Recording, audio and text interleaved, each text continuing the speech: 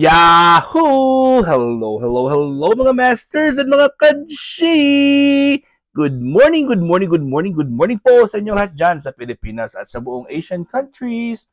At kung sama kayong lupalop ng ating daigdig, ay hayaan niyo muna kami ni G, the green girly cutie patuti iguana, na batiin po kayo ng good morning, good noon, good afternoon, good evening at good night po sa mga ready ng matulog. At welcome po sa ating G and Daddy Health and Lifestyle Tips. Ngayon po ay, syempre, today is a beautiful Wednesday morning. At umpisa na tayo kahapon ng Martes ng topic natin about berries, mga beneficial, mga benefits ng berries sa ating katawan. So kahapon po ay pinakita na natin yung mga berries ni G na kinakain niya at kinakain ko rin. Ang pinakaunang benefit ng berries po, mga masters, is it's loaded with antioxidants. And ang number 2 is it may help improve blood sugar and insulin response. Ayan. So, let's proceed po sa number 3. Ayan po, mga berries po ni G, oh. Ito po, berries. Ayan, yung mga berries ni G, ha. Ayan, ang dami na yan. Siyempre, dito tayo sa berries na pinapakain natin kay G. Ayun. At gustong-gusto na po talaga ito ng G natin. Ako mismo, kinakain ko rin ito, masters, mga masters and mga ka-G. So, subukan nating pakainin si G ng berries. Yan natin, syempre. So, ang berries po are very high in, blackberry po ito. Berries are very high po in fiber. Very high in fiber po ang mga berries, mga masters and mga ka-G. Berries are a good source of fiber, including soluble fiber. Studies show that consuming soluble fiber slows down the movement of food through your digestive tract, leading to reduced hunger and increased feeling of fullness. So pag meron ka pong soluble fiber po, hindi ka madaling gutumin at palagi ka pong busog. You have the feeling na busog ka palagi. Dahil po ay ang soluble fiber po ay nag-stay. Medyo matagal-tagal po siya mag-stay sa ating digestive tract. At syempre, marami po siyang mga benefits sa katawan po natin. Alright, so this may decrease your calorie intake and make weight management easy. So it means na nakakatulong po ito sa pagbawas ng ating weight, ang berries, mga masters. What's more, fiber helps reduce the number of calories you absorb and from mixed meals. So ang fiber, pag na-mix mo ito sa iyong mga meals, nakakatulong po ito at makakatulong talaga ito sa pagbawas ng calories po sa ating katawan. Okay, one study found that doubling your fiber intake could make you absorb up to 130 fewer calories per day. O, diba? So, pag kumakain ka po ng fiber araw-araw, ay binabawasan niyo po ang iyong calories na-absorb niya to 130 fewer calories per day. In addition, the high fiber content of berries, ang high fiber content po ng mga berries na ito, mga masters, ito po mga berries na yan, okay, means that they're low in digestible or net carbs. Mababa po ang kanilang digestible or net carbs, which are calculated by subtracting fiber from the total carbs. Ayun, paano ba yan? Mga masters and mga ka-G. So here are the carb and fiber counts of 3.5 ounces of per 100 or 100 grams of berries. Tingnan natin hanapin din natin yung mga data na yan. Nandito yan kasi sa aking research, mga masters.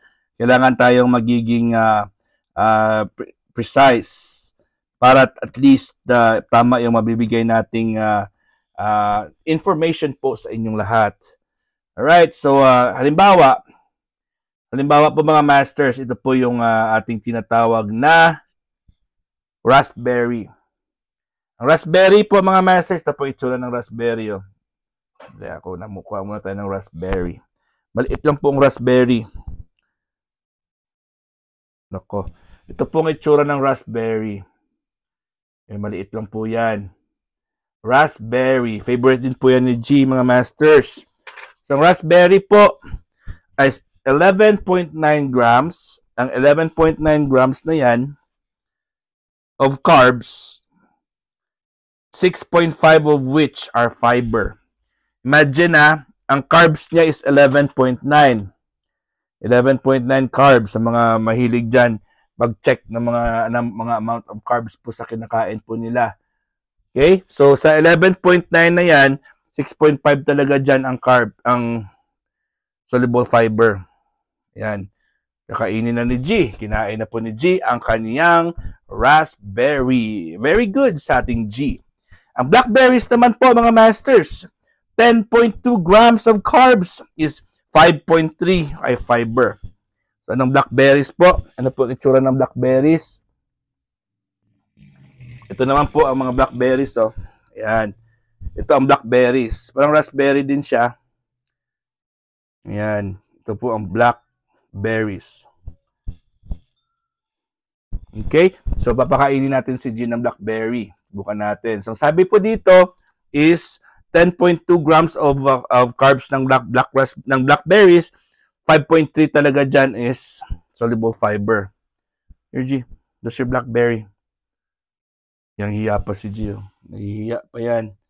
Yang hiya pa yan. Nako, nahihiya oh. Ano ba yung G natin? Parang mahihain siya ngayon.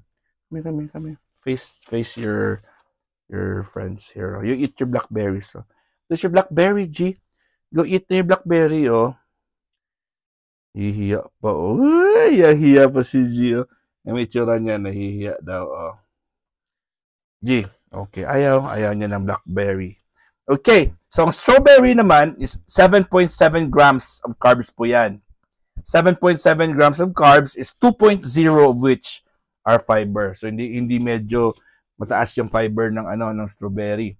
So syempre, ano naman ang itsura ng strawberry, mga masters? Ito naman ang strawberry natin. Very common po yung strawberry, di ba? Common po ang strawberry. Alam ko marami sa inyong nakatikim na po ng strawberry. Ito po ang strawberry. Subukan natin kung kakain si G ng strawberry, ha? Let's go. Let's go, G. Mas gusto kasi ni G mga red, eh. Wala talaga. Nahihiya talaga ang G natin. Ba't ka nahihiya? Why are you shy? Shy full ang ating G ngayon, oh. Shy. Lalagay na lang natin si G sa kanyang food. Sa kanyang sa lalagyan na ng kanyang food. Ako, ba't nahihiya ang G natin ngayon? Alright, so siyempre ang blueberries naman po, mga masters. Ang blueberries, maliliit naman yan, mga blueberries. Maliliit yan ang mga blueberries. Ang mga blueberries, ito na itsura ng blueberries natin. Oh. Maliit lang po yan, ito. Blueberries. Okay? So, 14.5 grams po ito ng carbs. 2.4 of which are fiber. So, hindi gaano siya kataas ng fiber. So, ang pinakamataas na fiber po talaga is yung raspberry at blackberries. Ulitin natin 11.9 grams of carbs sa raspberry is 6.5 of which are fiber. At sa blackberries, 10.2 grams of carbs is 5.3 of which are fiber. So, kalahati talaga ng carbohydrates ng berries are fiber. Okay. So, bumaba po yung G natin. Bumaba siya. So, dito tayo magfo-focus sa mga berries ng G natin. Kasi ayaw niyang magpakita. O, diba? So, ayun. So, very good ang mga berries po, mga masters. Kahit kumakain ka po ng mga berries, ay okay lang po. Note, mali pala. Note that a typical serving of berries is 1 cup. Isang cup po ang typical serving ng berries, mga masters. And umakyat na ulit si G natin. Umakyat po ulit ang G natin.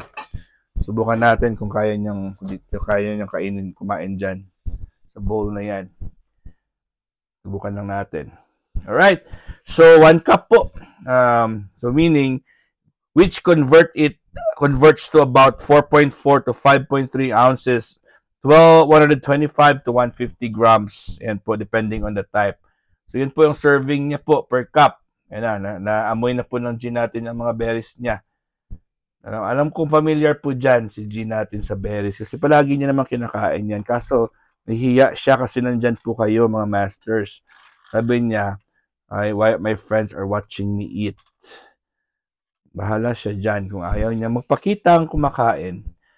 Alright, so berries contain fiber, which may increase feeling of fullness as well as reduce appetite and the number of calories your body absorbs from mixed meals. So, tumutulong talaga ang berries para po feeling natin nabusog. At syempre, malaktaas din yung kanyang soluble fiber. Ayan.